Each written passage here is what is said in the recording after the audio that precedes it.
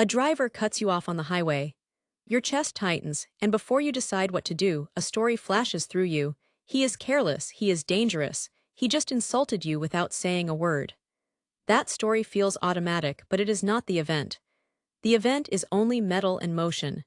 The story is something you are doing, and for a few hundred milliseconds you have a choice about it. That small gap is where the Stoics built their entire ethical system. The claim that Stoics only control their thoughts is only half right and often misunderstood.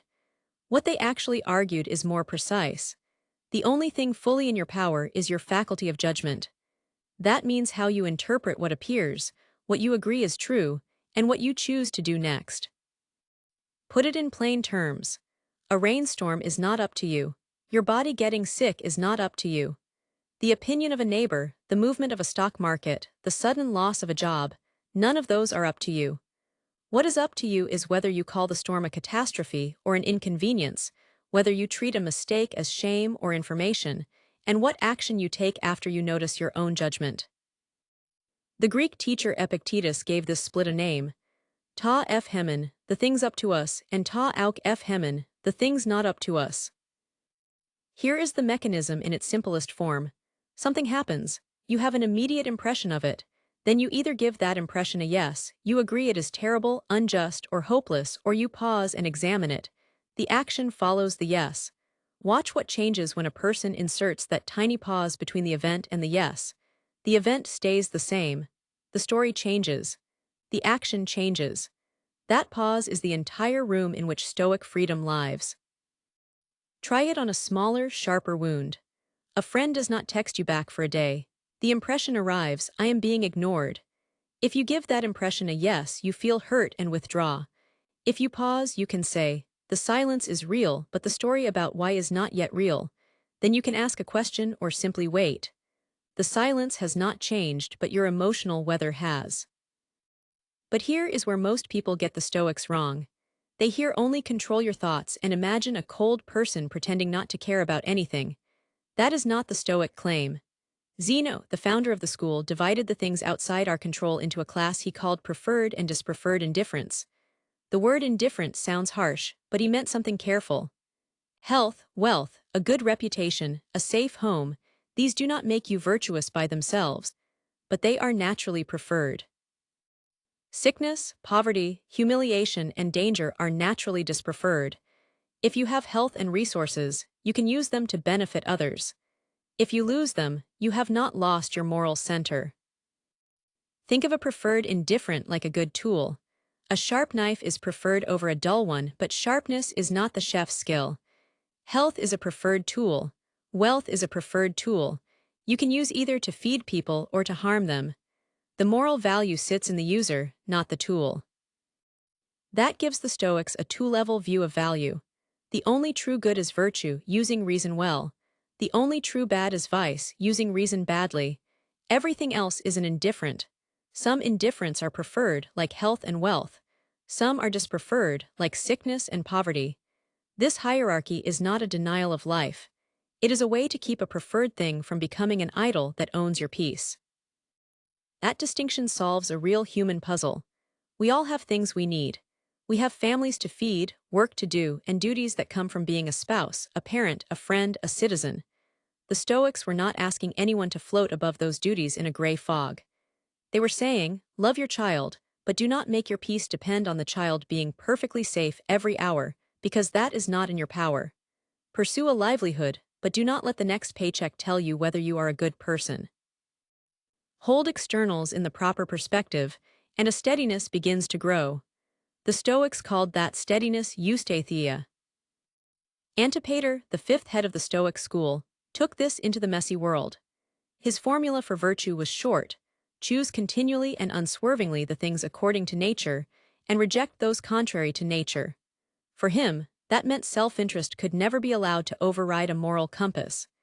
He was one of the first Stoic leaders to emphasize marriage and family, ethical dealing in business, and the idea that private choices form a strong society. Working for the common good was not a side project. It was a primary duty at home and in public life. Picture a merchant who discovers a customer will pay twice the fair price. The extra profit is a preferred indifferent, it would be nice to have, but the appropriate action is to price fairly. Antipater would say the merchant's character is not in the profit but in the choice. That is why self-interest must never override the moral compass. Think of the roles you already have. You are someone's child, maybe someone's parent, someone's colleague, someone's neighbor. Each role carries a set of appropriate actions. The Stoics called these kathikonta. You cannot control whether your parent grows old, but you can control whether you call, visit, and listen. You cannot control whether your colleague is fair, but you can control whether you keep your word and do your job with care. These choices are not external results. They are the shape of a good life. The parent who cannot control a child's illness still shows up at the bedside, speaks calmly, and asks the right questions. The employee who cannot control a company's decision still does honest work and keeps her word. These are kathikonta, the appropriate actions that fit the role. The result may not bend to your will. The doing of the duty is still yours. But a real danger remained. You can know that health and wealth are not up to you, and still get pulled toward using public office for private gain. That was exactly the rot Antipater's successor Panaetius saw in the Roman elite. He developed a full role ethics, a kind of manual for how a rising young leader should behave in each part of life. He became close to the great general and statesman Scipio Aemilianus, and through that friendship Stoicism reached the highest rooms of Roman power. Panaetius expanded Zeno's rule that we should be involved in public life. Cicero later called Panaetius' work the greatest ever written on duties. The core message was not about winning glory. It was about the fact that we all have an innate desire for leadership, even if we are never a general on a battlefield. Panaetius said we can each strive for what he called megalopsychia, a greatness of soul. That greatness means bringing benefit to others in whatever capacity we serve, as a parent, a merchant, a soldier, a senator, or a neighbor. This was a timely message in a society overrun by self-interest, where military and public office were being used for personal enrichment. The ethical model did more than make individuals feel better. It gave Stoicism influence at the highest levels of Roman society for the next 300 years. The line from Zeno to Epictetus to Antipater to Panaetius is not a dusty sequence of names. It is a chain of people trying to answer the same real question. If almost everything can be taken from me, how do I still act well in the world? To see why this still matters, take two people who hear the same rumor on a Monday morning. The company may be cutting jobs. The first person treats the rumor as a verdict. His whole identity becomes the endangered paycheck. He snaps at his family, replays every mistake, and freezes. The second person feels the same initial spike of fear, but she pauses and separates the event from her judgment. The rumor is not up to her. Her next move is. She updates her resume, has an honest conversation with her manager, and comes home able to listen. Same external event, different internal assent, different life. Notice that the second person is not indifferent to her job. She cares about it. She wants to keep it. In Stoic language, stable employment is a preferred indifferent. It has real value, but it does not determine her virtue. Her virtue shows up in how she handles uncertainty. That is the Stoic difference in one scene. So when Stoics say only the thoughts are up to you, they are not reducing life to a blank inner silence. They are pointing at the one place where freedom cannot be taken. A prison can take your body. A mob can take your reputation. An illness can take your strength. No turn of fortune, however difficult, can force you to agree that wrong is right or that cruelty is good. That is the fortress. For them, virtue is not a list of harsh rules. It is the health of that inner faculty, reason working well. And because it is the only thing fully yours, it is the only reliable source of steadiness and happiness. Epictetus said the things up to us are our opinions about the worth and truth of things, and the decisions and actions we take in trying to do the appropriate things. No external event can block those unless we hand it the key. Today the outside world has more ways than ever to grab your attention and demand a verdict. A notification appears, a headline stings, a stranger's comment challenges you. Each is an impression. Stoicism does not ask you to stop feeling the hit. It asks you to remember that the next thought is yours. The pause is free, and no algorithm can remove it. You will not do it perfectly. No Stoic did. The point is not a spotless mind, it is a trained one. Every time you notice the impression and pause, the pause gets a little wider.